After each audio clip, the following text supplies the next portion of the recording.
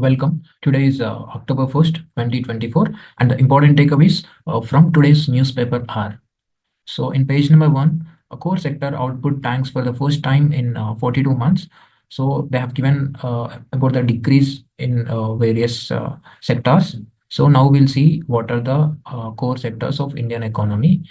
Uh, so, the core sectors of Indian economy are first one is petroleum or refinery products, and the weightage is about 28%, and electricity 19%, steel, coal, crude oil, natural gas, cement, fertilizers. I will repeat again: petroleum refinery products, electricity, steel, coal, crude oil, natural gas, cement, and fertilizers. So fertilizers contribute to less. So the share of the fertilizers is about 2.63 percentage. Okay.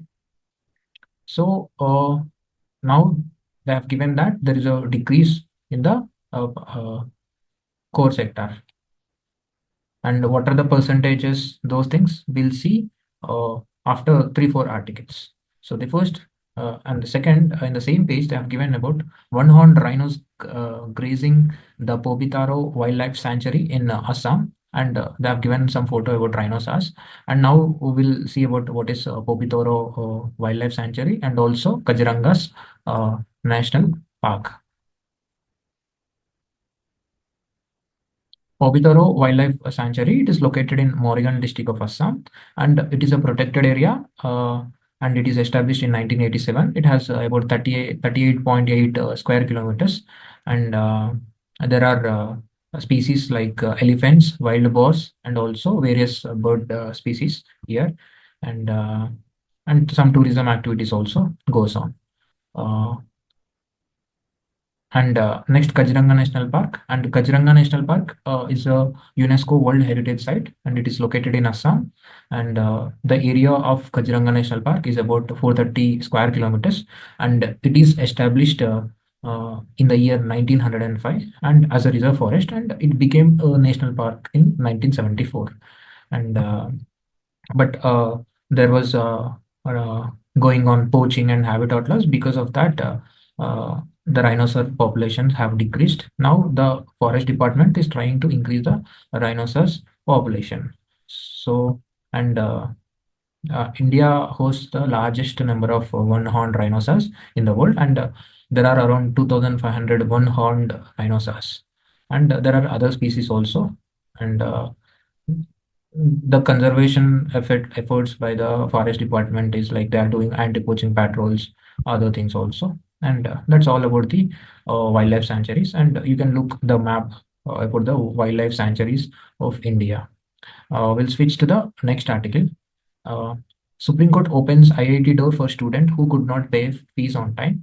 So one student who is from a scheduled caste, and he got a seat in IIT Dhanbad, but he couldn't pay the 17,500 fees, and the IIT, they have closed their website and they have not given access to pay the fee late. So here the Supreme Court have involved in it, and the Supreme Court Chief Justice Chandrachud have said that under Article 142 of the Indian Constitution, he have opened the doors and he have given the opportunity for the student to pay the fees. And that guy, he have secured some 1400 rank. So that is all about. And now we'll see the scope of Article 142. And Article 142 of the Constitution of India, it gives the Supreme Court the power to make orders and decrees to ensure complete justice in any case before it. So there are various instances where Article 142 have been used. And this Article 142, it is introduced in the year 1950 to empower the Supreme Court to deliver justice in a more comprehensive manner, ensuring that no injustice occurs due to procedural technicalities and all. And it is aimed to address various legal challenges and social issues. So Article 142 of the Indian Constitution, it will enable the Supreme Court to issue order for the enforcement of fundamental rights, and also it can direct any authority to act in a manner consistent with justice, and it can also grant relief that may not be explicitly provided for under existing laws. So there are landmark cases, like one is Vishaka versus State of Rajasthan in 1997. for preventing sexual harassment. So it have quoted this Article 142, and there is one other case also. That is Shayara Bano versus Union of India 2017 case, and it is related to the triple talaq as unconstitutional that is there. And there is one term called judicial activism that we often listen in newspaper. So Article 142, it's a great tool for judicial activism, so that the Supreme Court can intervene in matters where legislative measures may be insufficient or lacking. So, and this will lead to the expansion of rights and protections for marginalized groups of society. And there is also criticism also for this because overreach by the judiciary. Some will argue that it will undermine the authority of legislature, etc., etc. And that is the scope of Article 142, complete justice. Okay. So next we'll switch the next article for the today. So just scroll.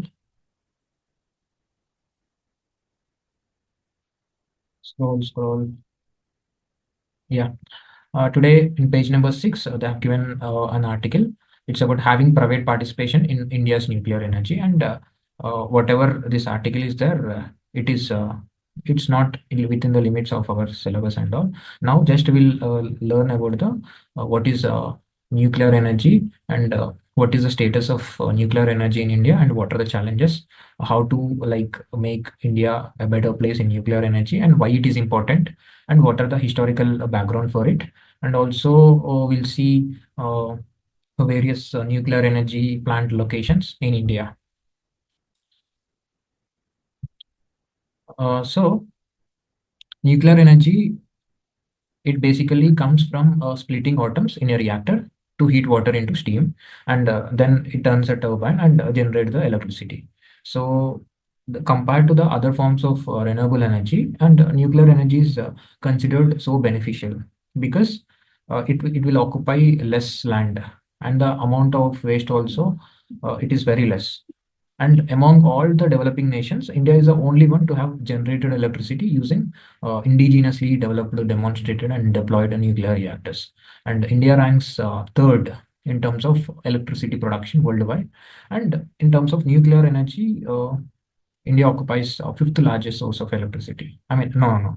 India, uh, for India, nuclear energy is the fifth largest source of electricity. So there are around 22 nuclear reactors in India in 7 power plants, and they want to expand it also. So, and India also plans to import 100 tons of natural uranium with existing agreements with Canada, Kazakhstan, Russia, and Uzbekistan for uranium purchases. So these countries are also very important for India for the strategic importance. And now we'll imagine India map. Then where are the uranium ore minings? So basically, uranium deposits in India. In the north, near Delhi, north of Delhi, there is Rohil fold belt. In that it's there, and also in Gogi, there is a Bhima Basin near Karnataka. In that is there, and Tummalapalli near Kadapa Basin. Kadapa is in Andhra Pradesh, and and also in Kadapa, there is in Kadapa Basin there is other Chitriyal also, and Jadguda in Odisha region, and also near West Bengal also it's there. Near Sikkim is also there is a sandstone type. You can just look on uranium deposits in India map. Uh, so Next, there is a thorium deposits also in India in various states. One is Kerala in Chavara place in Kerala. There is thorium deposit, and in Manavala Kurichi in Tamil Nadu, and Chhatrapur in Odisha, and also in Ranchi also Jharkhand also there is a thorium deposits. And now we look on because for nuclear reaction, uranium and thorium, these elements, I mean, these are required. So we have seen the maps. So thorium is in the east south, I mean, coastal belt of India. It will form, and uranium is in various parts of India. So nuclear power plants in India, there are four plus three nuclear plants. So there are seven nuclear plants. Four are light water reactors, and 19 pressurized heavy water reactors are there. So uh, and The first largest indigenous is in Kakrapur nuclear power plant in Gujarat, and also our country is planning to construct 12 new nuclear power reactors also. And there is India's three-stage nuclear power program by Dr. Homi Bhabha.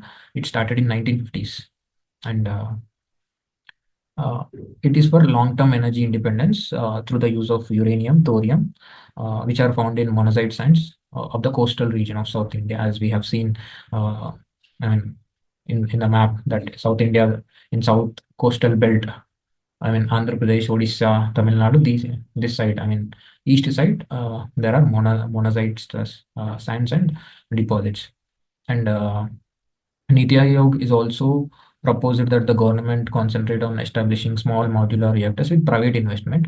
And this today's article is about the private investment only. So, and we'll also see about whether to do private investment or not in next coming days articles whenever they have introduced, because the article is more about the rules, regulations, and random things they have given. So that is not important right now. Because syllabus is so huge. So the stage one is natural uranium fueled pressurized heavy water reactor. We call it as PHWR.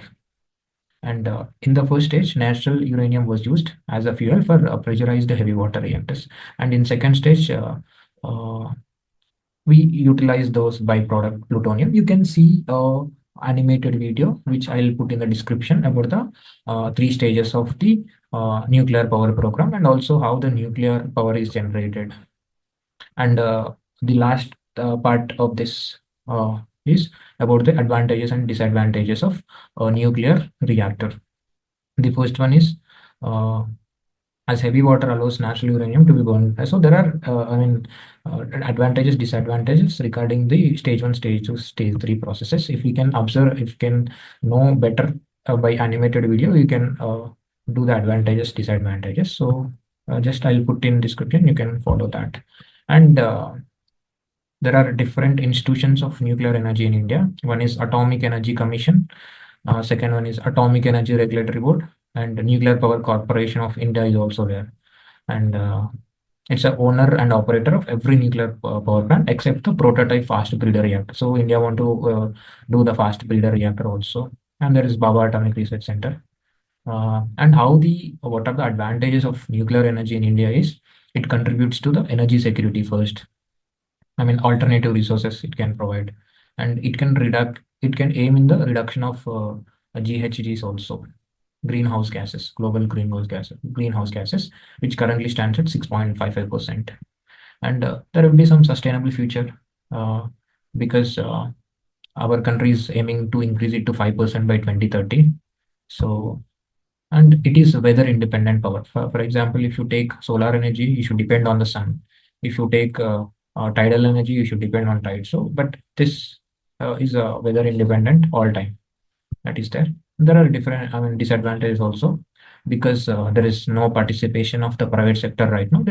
They had an idea of introducing them also, but it might lead to the exploitation of resources. Government is thinking, and there is nuclear liability issues because India's civil liability for nuclear damage at 2029 it remains an item, so that is there.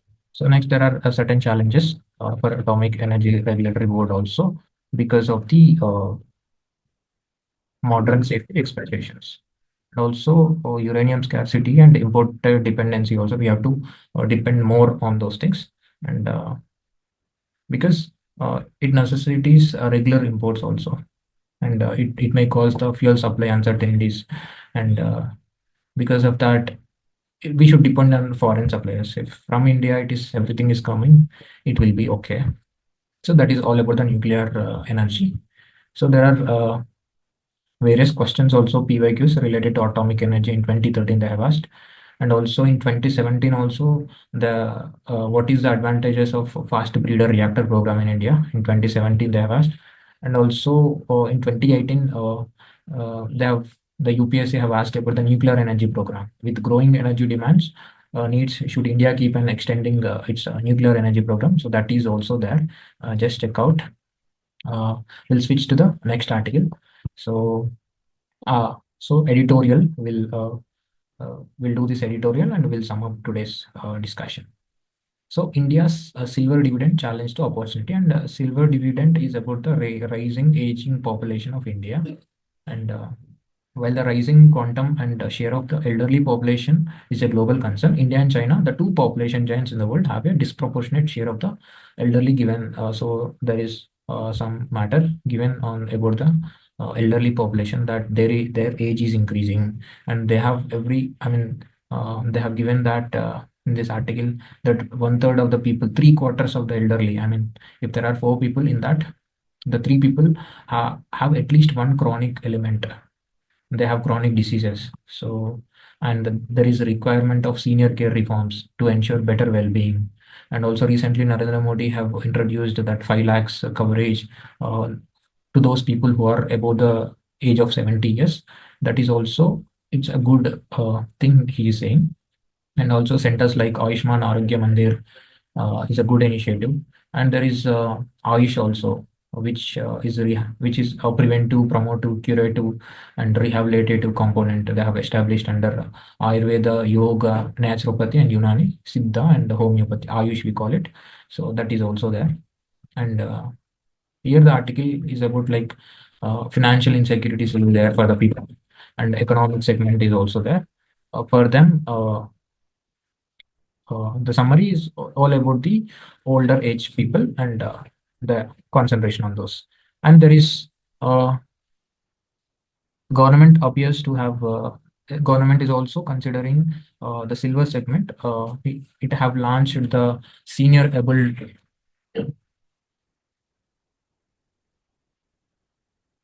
So the government have launched senior able citizens for re-employment in dignity. There is a portal called Sacred Portal to connect senior citizens with government. And also senior care aging growing engine SAGE. So if the question is about the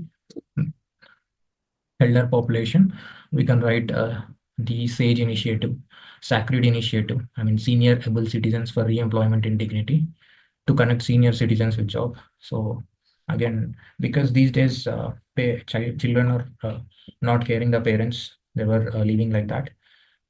There is also increase in old age homes also.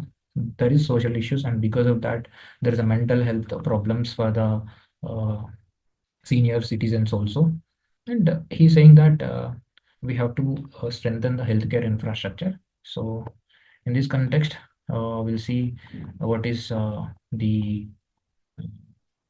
about the silver dividend in a more static part. We'll see now. Uh,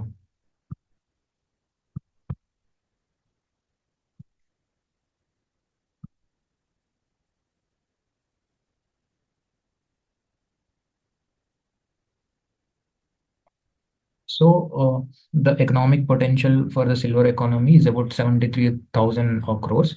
And recently, when we look on demographic trends, the elderly population is about 13.2%. It will become 13.2% by 2031 and 19% by mid-century. So we have to balance the demographic dividend and also for the silver economy also for the older age people. So all the approaches we have discussed, and that is, we'll switch to the next article. Let me see if is there any other article, or else we'll end today. So yeah, so core sectors output tanks for the first time. We have discussed about the core sector in the starting, right? So the news is that coal and electricity output, it declined about 8%. Coal is declined by 8%. Electricity declined by 5%. Cement production is declined by 3%, and it is performing worst in the last 9 months. And also the index of core industries, which constitutes about 40% of broader index of India's industrial input, it stood at 155. Something is given. Just know what is a core sector and what are the weightages. So it might be useful for the examination.